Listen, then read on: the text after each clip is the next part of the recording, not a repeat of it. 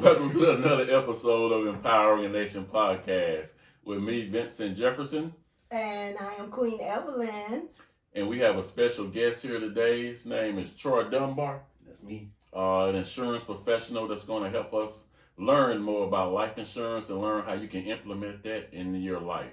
Today's topic is called life insurance. Is it a scam or is it a necessity? And we got a life insurance professional right here, Mr. Dunbar, who's going to help us decide that.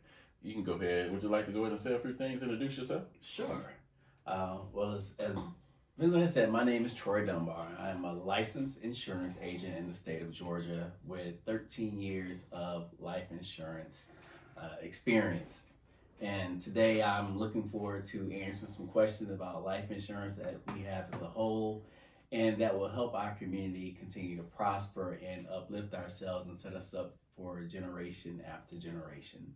Like it. Well, let's jump right into it then, Mr. Troy. So a lot of people talk about life insurance and they say, well, it's a scam, and they make a lot of excuses of why they don't want to get it or why they can't get it. Mm-hmm. But then as soon as someone dies, they're doing the GoFundMe. Mm-hmm. And I think one of my life insurance friends said, GoFundMe is not the same as life insurance, or GoFundMe is not the new life insurance. Correct. Which is so true. So we just trying to see, is all these reasons these people giving, is they valid reasons, or is it a scam or a necessity? What's your thoughts about that? Well, that's a great question, and it's a great opener to dive into the topic of how life insurance can transform one's life, both in the present and transform their heirs' lives. So life insurance itself is typically like any other insurance. There's always the what if. The one difference about life insurance is that we're all going to leave this earth at some point. So you're either going to pass away from natural causes, or some catastrophe may happen and your life will get cut short. So just as you're born, you're going to die. So we can look at life insurance in terms of something that's guaranteed. You're guaranteed to die, and if you have life insurance in place, then you're guaranteed to have a need for that policy. And whether that policy is set up to pay for someone's cremation, pay for someone's funeral, and or used to help their heirs down the road to make their life easier, or current loved ones to stay in a community or stay in a school district or pay off expenses, that's something that is a necessity. So when it comes to whether or not life insurance is a scam or a necessity, the question answers itself. It is a fact of life. You will die, and someone will benefit either from you having life insurance, or there'll be negative consequences because you didn't have life insurance. Wow. That was deep, brother. I didn't know you were coming that deep. I came prepared. Okay. Well, let's go into, would you like to make a comment on that, Miss Queen? Well, with myself, and before I got life insurance, I was thinking about the scam. And I didn't trust the person that was trying to sell me the life insurance. It's like, oh, is this a scam or whatever? And I didn't do it. But I found out later down the line that there are people out here scamming for insurance, and then you have to just find you a company or a person like yourself, and you just got to get out there. And I did. I went ahead and got life insurance through a lady, and I've been had it now for like 7 years, and I'm still here. So there is a great benefit in life insurance, and I think you spoke, Vincent, about investing. Right. Yeah, so we'll get a little bit of that in too, about investing with our life insurance. Oh yeah, life insurance has so many different levels. It's one, you can leave an inheritance. One, you can borrow money from. Two, you also can invest in life insurance. We're going to try to cover a lot of these topics today, so stay tuned. Well, Brother Trey, why don't you expound on the different types of life insurance? Sure. So life insurance has many names, but it breaks down into two particular categories. Those categories are term insurance and permanent insurance. A term insurance is just how it sounds. A term may be 10, 15, 20, or 30 years before that policy expires, and a permanent life insurance policy will last you your entire lifetime. Permanent policies nowadays will last anywhere up until you're 100. Some go past 100. And if you're fortunate to live to say 121 years old, then those policies will turn around and pay you out the life insurance because you're still alive. And you have that option, or to leave it in the life insurance. Did it change? I mean, did it change? I thought they would pay you out if you made it to 100. It's changed over the years. Okay, 'cause I thought it was 100, but now it's 120. It can be up to 121 depending on the company. Okay. Yeah, because people are living longer. You see a lot of things on TV about people who are living to 100 and more. And there are people in different parts of the world and this country who live that long. So you have the option of either taking that payout on the life insurance or just leaving it in the policy. So it's a great option, but again, that's a permanent policy.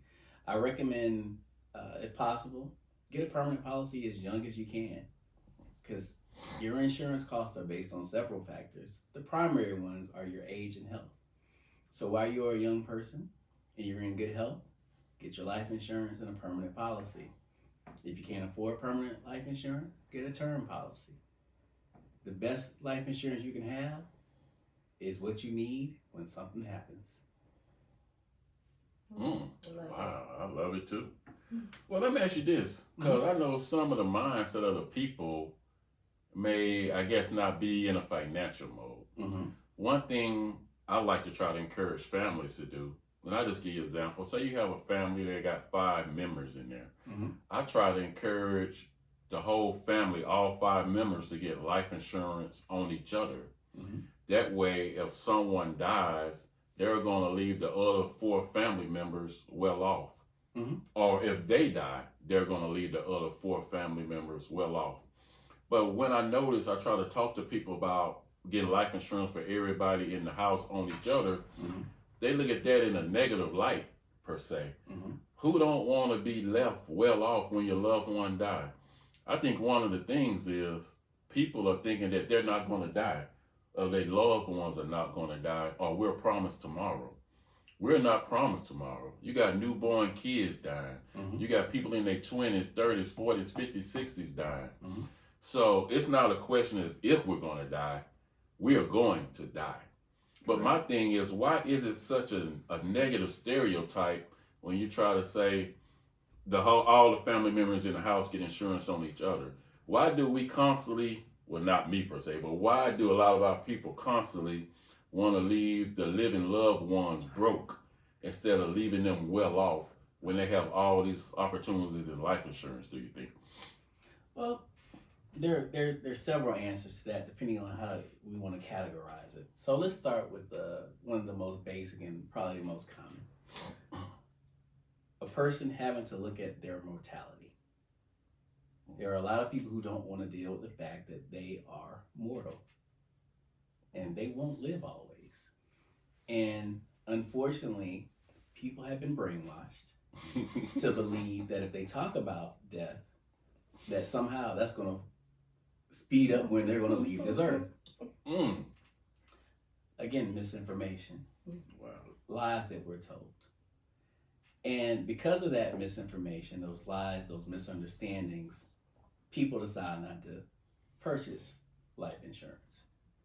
I, for one, think a great idea is for, if my parents have life insurance on me, both my parents individually, I have my own life insurance policy I pay for. If something were to happen, my family's taken care of. Now we have less issues because, one, you think about it this way: the more people, and I get it, you may not want your third cousin having life insurance on you, but your employer has life insurance on you, and a lot of them don't even know it. They don't know. They don't pay attention to it when they're doing their benefits. But if your mom, your dad, your sister or brother, your spouse have life insurance on you, think about it this way. Let's think financially. That lessens the amount you pay individually for life insurance because you're spreading the cost around. And isn't that what insurance does anyway? It spreads the costs around. That's the whole purpose of it. Okay. But how can we change that mindset? Because I believe it's a great tool to leave it in inheritance. I believe it's a great investment tool. Mm-hmm. But, you know, these people come up with so many excuses. And one of my main things I try to tell them is, where else can you take $50 and take a $50 a month investment and possibly turn it into 6 figures? Mm-hmm. I haven't heard of no other type of investment tool like that. It doesn't exist. Nowhere. And life insurance is pennies on the dollar. Pennies on the dollar. It's pennies on the dollar. And again, the younger you get it on someone, think about this. Let's take a 18-year-old male, just graduated high school. Mhm. If his parents haven't already, they want to get, mom gets $100,000 in life insurance on him. Dad gets $100,000 life insurance on him. He's young. It's going to be inexpensive. It's going to be less than $30 a month. They'll complain about it being another bill, though. Well, that's because people get too focused on material things.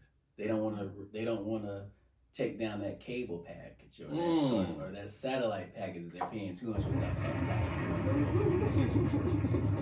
It's about priorities. So if your father pays $30 a month on your $100,000 plus policy, your mom is paying $30 a month on your $100,000 plus policy, then that kid can't do anything. But when he gets a little older, let's say he gets about 25, he's like, you know what? I need to get life insurance on myself. He might get another 100,000. He might get more. They might get 250 each. Before you know it, there's $1 million of life insurance on this person. So not only do they have $1 million in life insurance already there, but the cost has been spread out because various people have participated in this. So what do grandparents typically do? Oh, they got a grandchild. Let's up that life insurance on my baby because I want my grandchild taken care of. So not only now you got, oh, well, I don't have to increase it a lot. Everybody increases it a little bit. Again, we're spreading out costs. Insurance is set up as a whole to spread out costs. No one person pays for if your house gets destroyed. You didn't pay that premium by yourself. All the other policy payers help pay for that repair. We need to look at it the same way in life insurance. Spread out the costs. Well, that's why another topic I was going to bring up was some people say it's a Ponzi scheme. Ponzi schemes.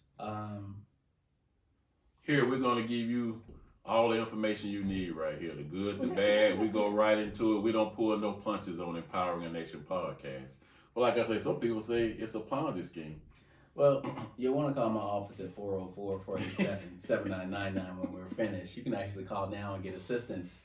A Ponzi scheme is set up where people are getting paid out by the new money coming in.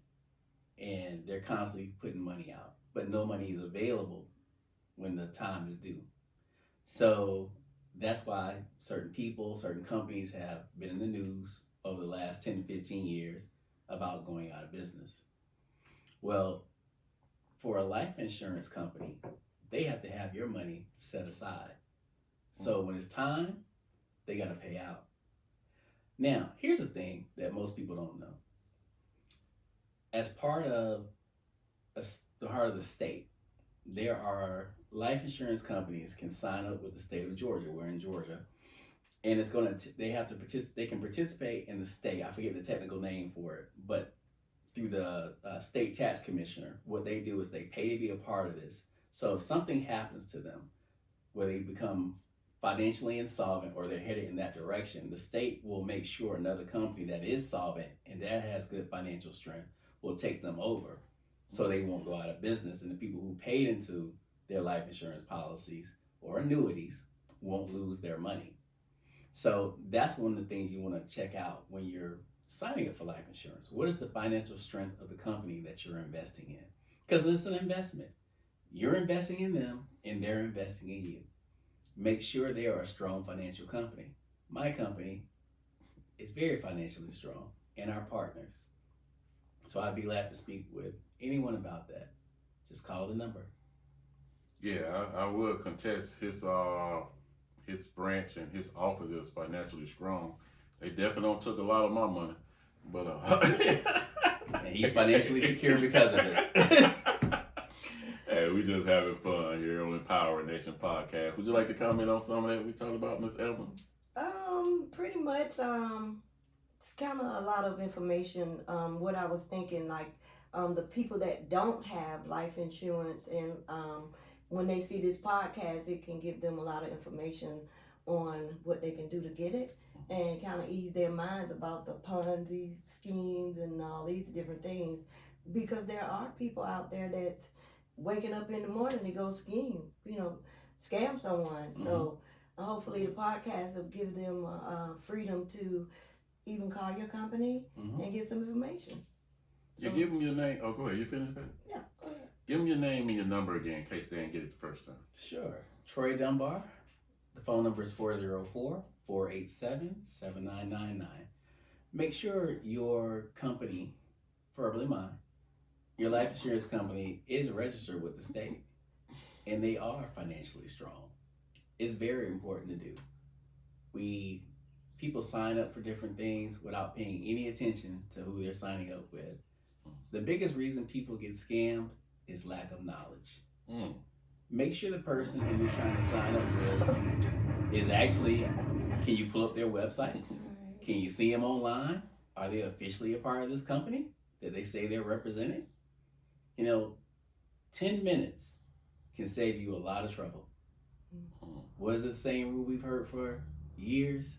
Better safe than sorry. Take 10 minutes to be safe so you won't spend hours being sorry. Well, you got bars, dude. All right. You do this, don't you? I'm a professional. Well, I guess we'll go to the next question then. I guess why don't you let the people know how can they borrow money, what policies they can get, and how they can borrow money down the line if they need to borrow money off of their policies. Sure. So we were talking earlier about the differences between the two main types of life insurance policies, term and permanent.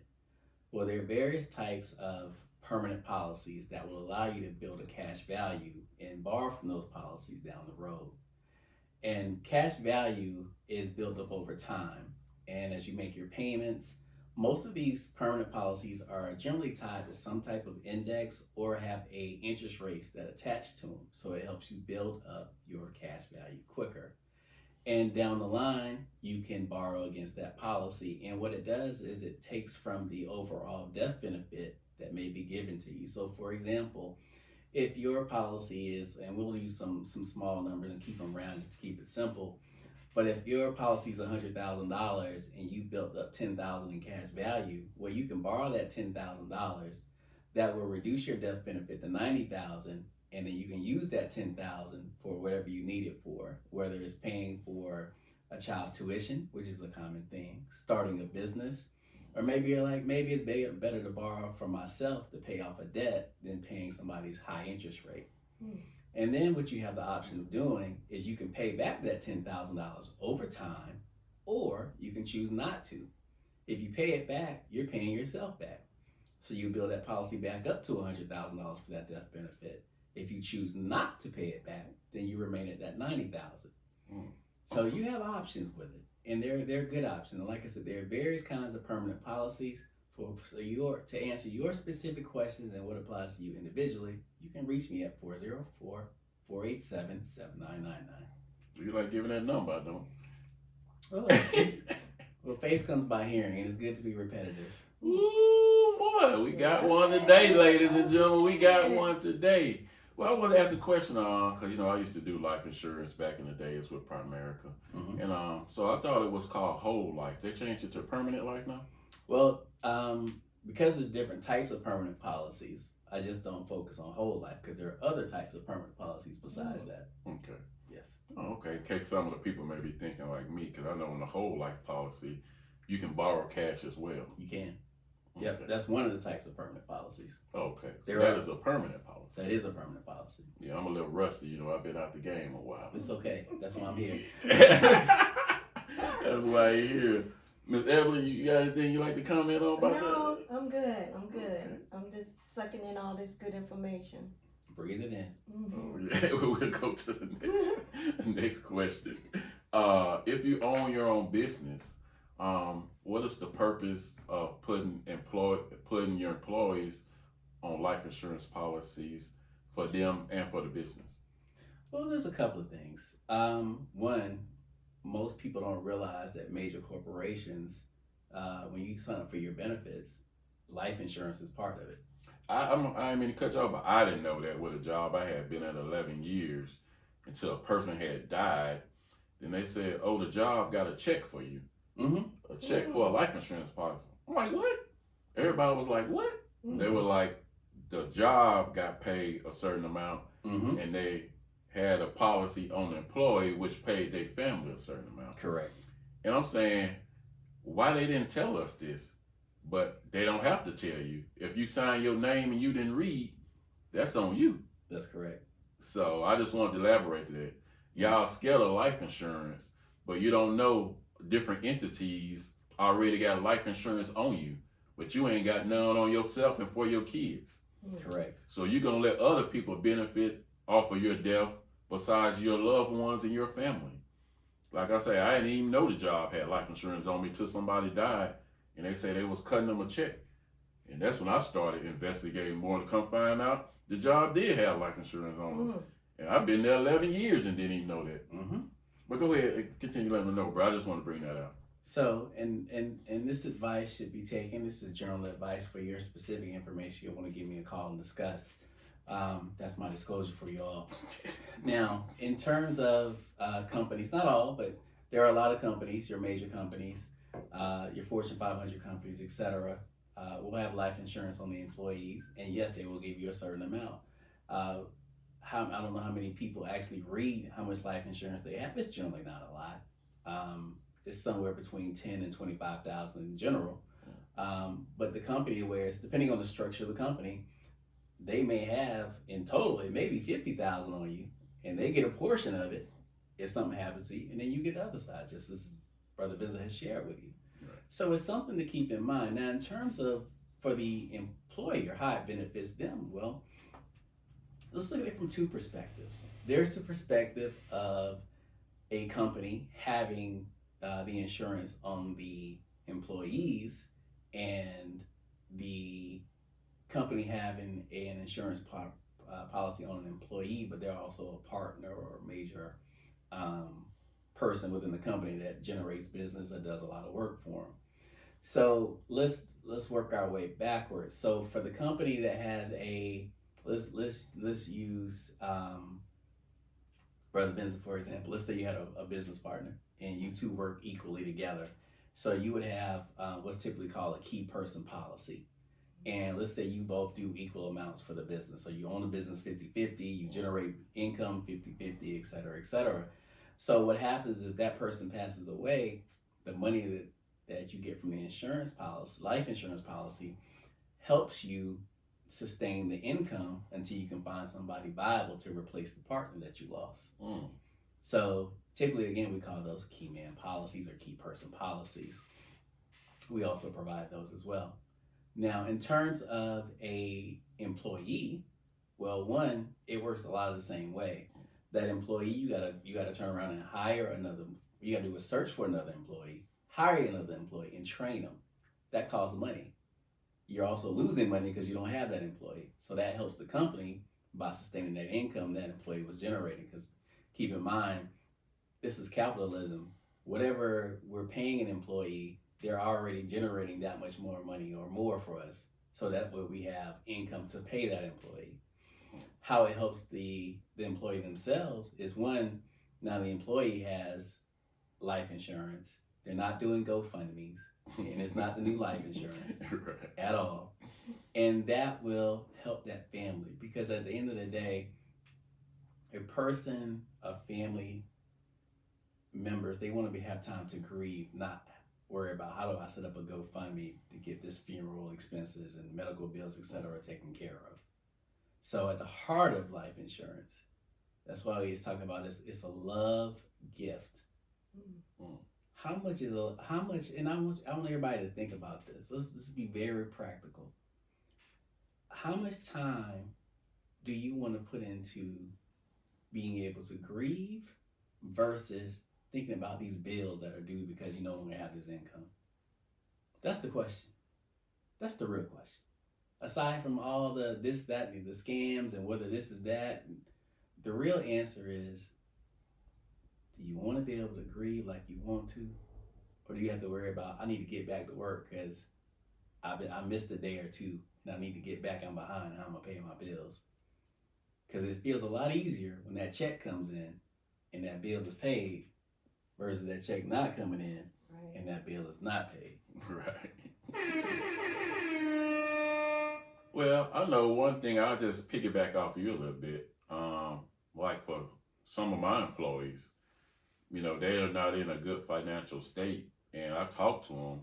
If some of them die, it's like, well, who's going to bury you, or who's going to, you know, put up the money for everything? And that's where life insurance can help out. That's where the employer having life insurance on the employee can help out as well. Because with my employees, I will step in and take over that cost to bury them. And we also have packages that I offer that their family members will get a certain portion of the life insurance policy, and the employee doesn't pay a dime, but his family could be getting benefit, and he's going to get put in the ground, and it's not going to be a burden on his family. So I don't think a lot of people understand that, but it depends on your employer and how they got it set up. So I was just letting you know how my company kind of helps its employees with certain things that I know they're lacking in. And that's it's not common for a, as we call it, a small business person to offer that type of benefit. Right. So if you're looking for work, that's a good incentive. Well, I try to run my business a little different. Like I say, I'm interacting with the people every day. I see their situations, and I see people dying around me. And I just had a death in the family not too long ago, and it was just chaos. I mean, they call in different states trying to get people to send money, asking for this, asking for that. The wife and the child don't about know how they're going to be taken care of in these situations, and they want money for that. But if they would have had the policy, and this was a young person in their 30s, one of my family members, if they would have had a life insurance policy, like I said earlier, for maybe less than $50, didn't nobody know he was going to die. He's in his early 30s. Nobody knew he was going to die. Right. So we sitting here thinking we got tomorrow and a year from now, 5 years from now, 10 years from now. That may be so, or it may not be so. But the whole point was, if they would have had that policy in place, his family could have been left, his wife and his child could have been left with a 6-figure policy to help them have a more peaceful, better life. I heard somebody say, I heard one man tell his wife and family, I'm going to take care of you while you're alive, and I'm also going to take care of you while you're dead. And I was like, wow. And when that man died, he had a life insurance policy for his family where he was taking care of him even though he was dead. That's right. Now think of that. Sound like a real man, doesn't it? A real man. Yeah. We need more men like that. That's or right. women. You can leave your husband and your kids a policy. We always want to say the man, but the women too. Oh yeah. We both are responsible. Both sides are responsible for that. Yes. Right. Take care of your husband if you go first, and your kids. You know, it's not one-sided. You know, we can take care and love each other while you're living and while you're dead. I thought that was powerful. Yeah, well, you are one. Man, husband, you know, a marriage is one. So we're supposed to make sure we take care of things. Right. But so what are you thinking, Miss Ellen? You think it's a scam, or you thinking it's a necessity? No, I know it is a necessity. And I think that it's time that we take this serious. We've been lacking for so long, for so many years, about insurance. And it's time to really wake up, you know, and realize, like, look at people around you. Like Vincent said, people are passing away, and they're doing fish fries. You got to go ask one of the drug dealers. you got to go out here and borrow money, then you got to pay that back. Right. So why not invest in yourself and in your family? Take these, like you said, less than $50 a month. Depending on your age and your health. Right, depending on your age and your health. Some of them, they say it's something for $9.99 on television. It's not a scam. I've heard people say, "Oh, I have that insurance," and it's real, $9.99.